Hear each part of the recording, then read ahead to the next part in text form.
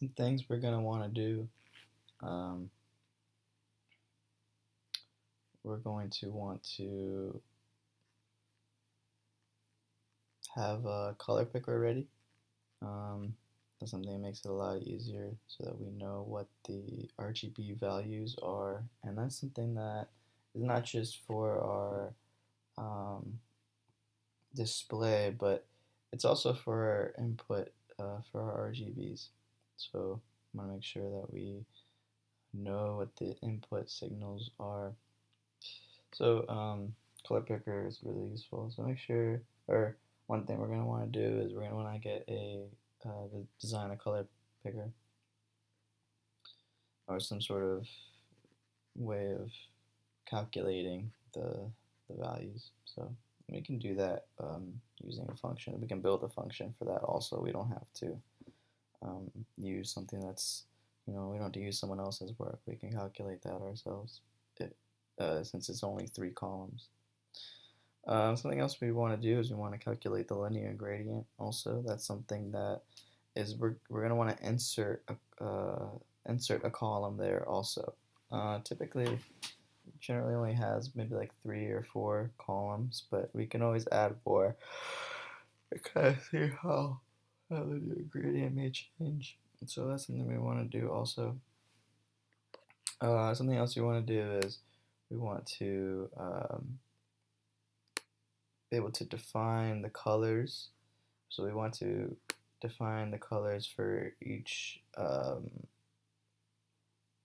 block and or for each definition, I guess.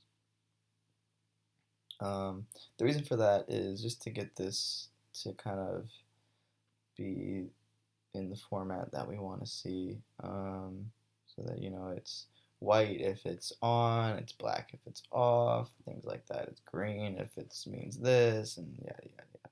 So we can do that. We're going to do that also, and I'll show you how we can do that.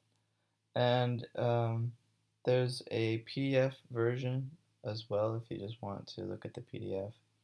And I might make videos. I might not.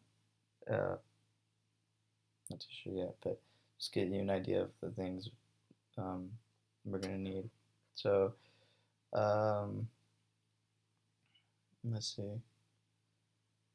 That's pretty much the main things. Once you get those done, and once we get those done, and you can just use our website or you can use our PDF or whatever. It doesn't really matter. You can use our application.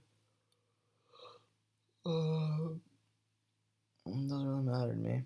But you can use our notebook, or basically we want to make sure that our notebook and our work, everything makes sense. And what's nice about this is it kind of already gives us the structure we're looking for. So we want this to be what we see, but we also don't want to make any differences between what we see here and what we see on the website. So we want to make sure that they're identical. And the reason for that is if you go on the website and you type something in, if you fill in some data, or if you want to initiate a sequence or something, everything will kind of look the same, and when we go back and forth, then we know everything's kind of like the same application. It makes it a lot easier for formatting and whatnot. And but you don't have to make it the same. It can be different. So that's up to you. And what you see here is just my own preference. It's not necessarily uh, what you would see, but the format, I might go for this format, might not. I'm not too sure yet. You can always play around with that. But we want to make sure that this form is kind of preset, and then when we go over to the other, to the front end website, that we have our color pickers and things like that, and all those things, and then, but that data is being fed into here. So I want to make sure everything flows back and forth nicely. And the reason for that is because this is going to be our timing belt.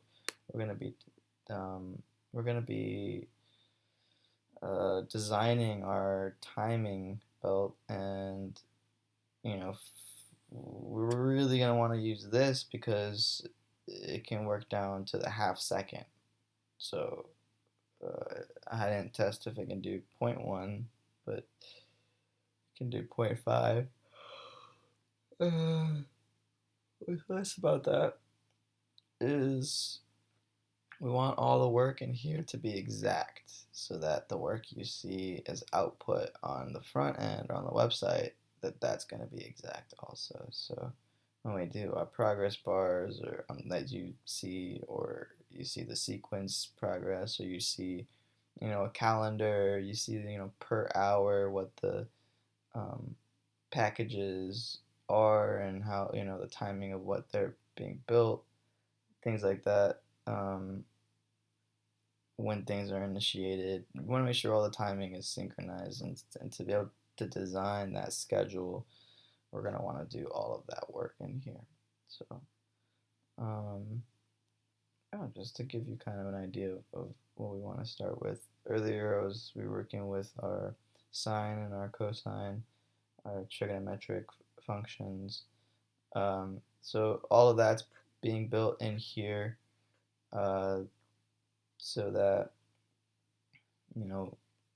everything can just be done in here. And then whatever you see on your end or on the website is always going to be correct. So, and then if you calculate anything on the front end, the work will be done in here.